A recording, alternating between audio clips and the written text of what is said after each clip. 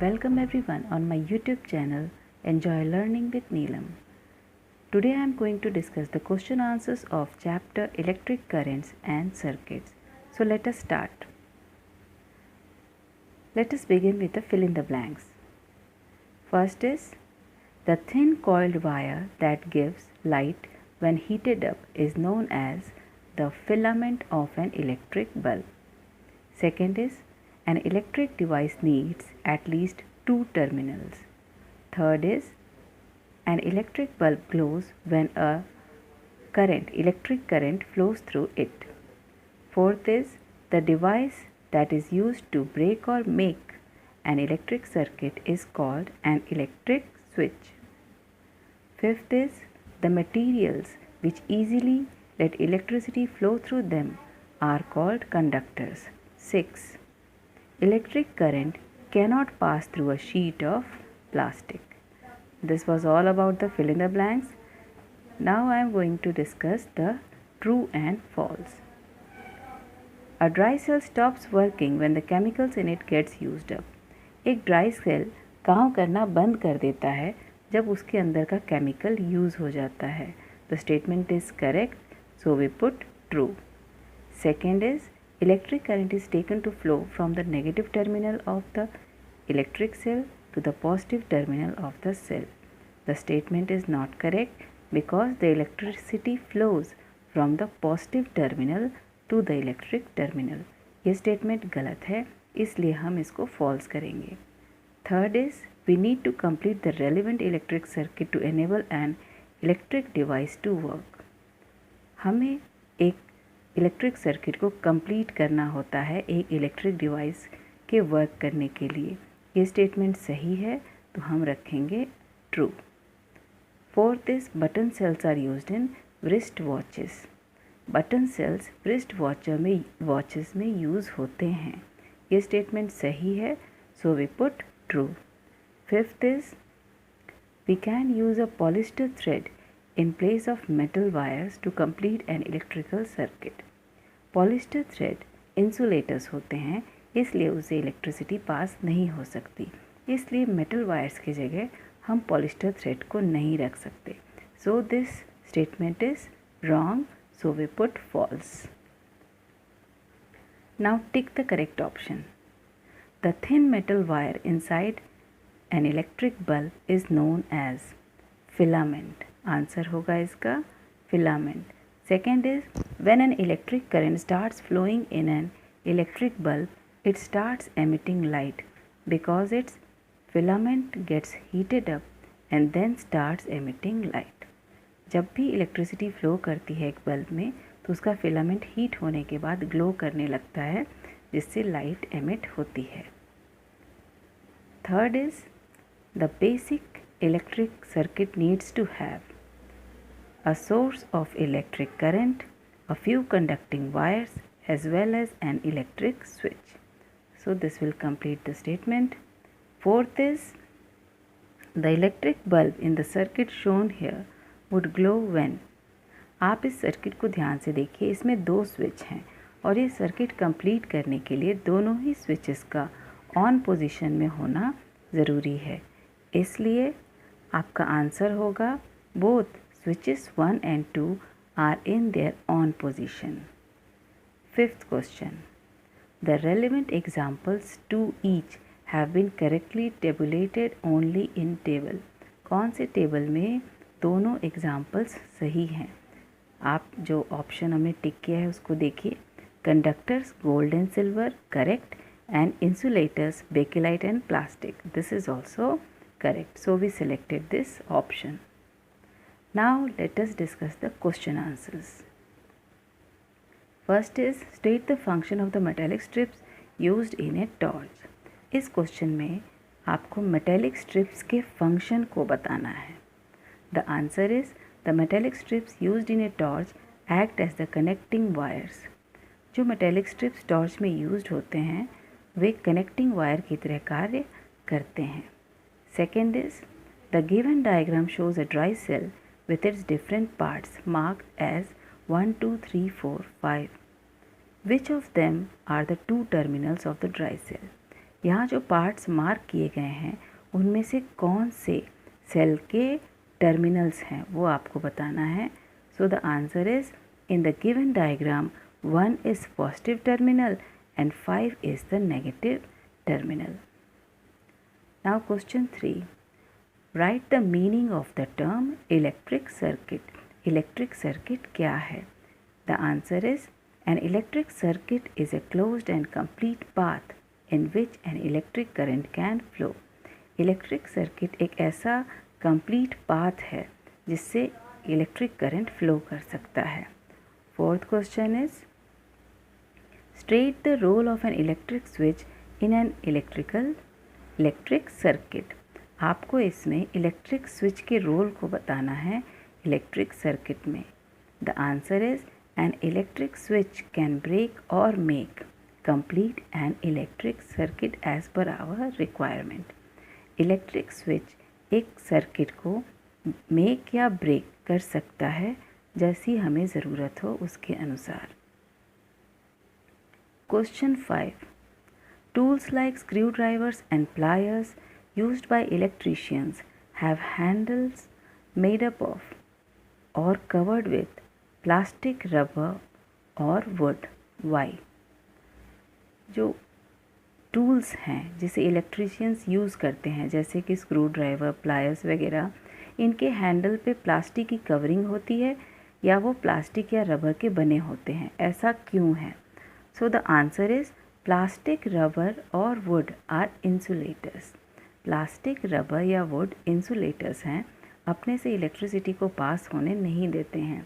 So the tools like screwdrivers and pliers have handles made up of insulators to avoid electric shocks or accidents.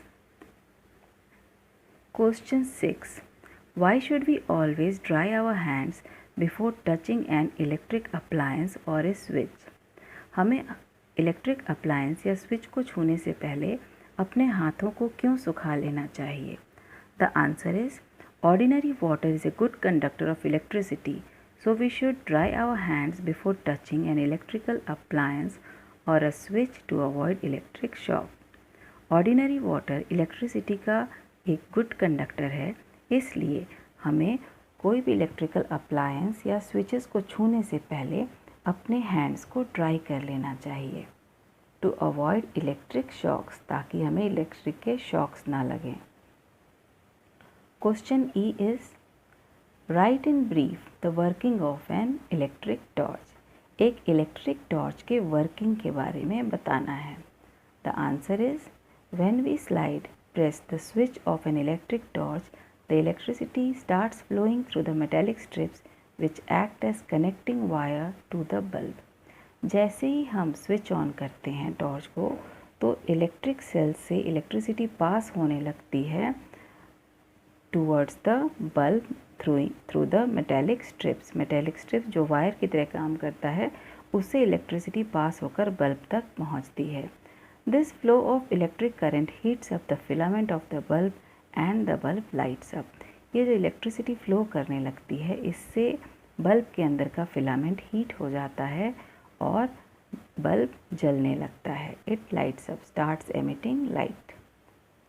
Question 2.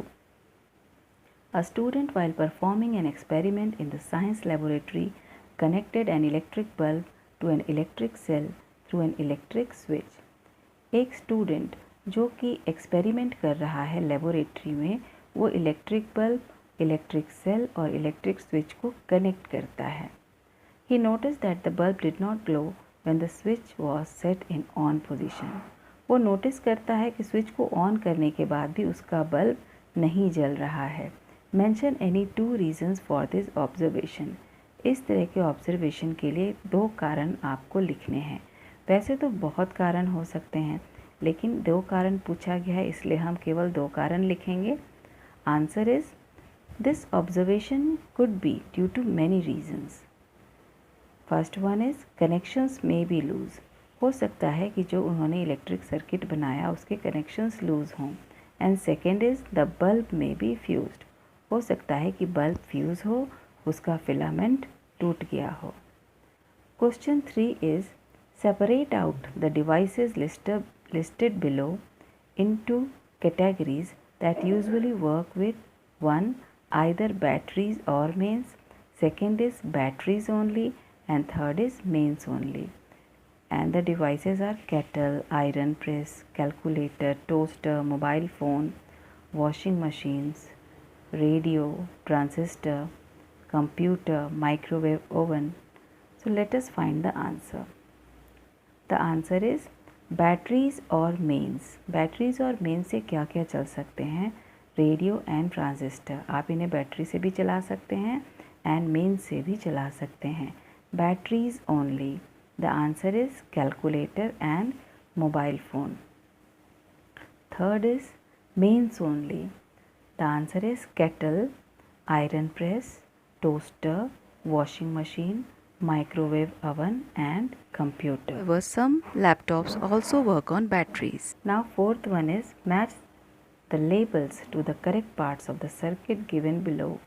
Will this circuit work? Justify your answer. यहाँ दिए गए figure में हमने हर part को, हर symbol को match कर दिया है. This sign of bulb is a device which lights up, and the symbol of cell provides electricity, and the symbol of switch is a device for breaking a circuit. The answer of the question is the circuit will not work because the switch is in off position and the electricity will not flow through the circuit. You can see the switch is in off position. So the circuit will not work. Now let us see the question number 5. Distinguish between the terms conductors and insulators of electricity. Give 2 examples of each type. The answer is objects or materials which allow electricity to pass through them easily are called conductors of electricity. For example, silver, copper, gold. ऐसे objects दो अपने से electricity को पास होने देते हैं उसको conductor कहते हैं और इसके एग्जाम्पल हैं सिल्वर, कॉपर, गोल्ड एक्सेट्रा. इसके बाद है इंसुलेटर्स. ऑब्जेक्ट्स और materials which do not allow electricity to pass through them are called insulators. ऐसे ऑब्जेक्ट्स या मटेरियल्स जो अपने से इलेक्ट्रिसिटी को पास होने नहीं देते हैं उनको इंसुलेटर्स कहते हैं. For example, plastic, wood, bakelite, etc. Now value based questions. Value based question में एक छोटी सी स्टोरी है. आइए इसको पढ़ने और समझने की कोशिश करें. The science teacher on entering the class observed that Ritika was looking quite upset. Science teacher जब क्लास में एंटर करती हैं तो वो देखती हैं कि रितिका बहुत अपसेट है, परेशान है. When she asked her the reason, Ritika told her that she had forgotten her raincoat in the bus. जब उन्होंने रितिका से कारण पूछा तो रितिका ने बताया कि वह अपना रेनकोट बस में भूल गई है. The teacher consoled her and advised her to be careful and particular about the belongings. The teacher ने उनको कहा कि वो अपने सामान के प्रति केयरफुल रहे और particular about her belongings, अपनी चीज़ों का ध्यान रखे. She also told her not to get too upset and stay positive in her thoughts. उन्होंने उससे ये भी कहा कि बहुत ज़्यादा उदास न होकर हमेशा उसको पॉजिटिव विचार रखने चाहिए. She told her that positive thoughts light up our life in much the same way as the electric current lights up the bulb through which it flows.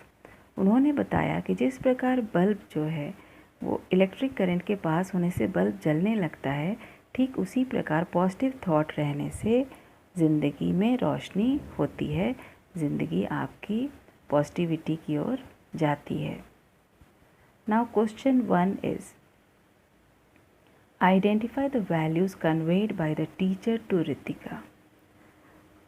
Teacher ने कौन से वैल्यूज़ कन्वे किए रितिका को?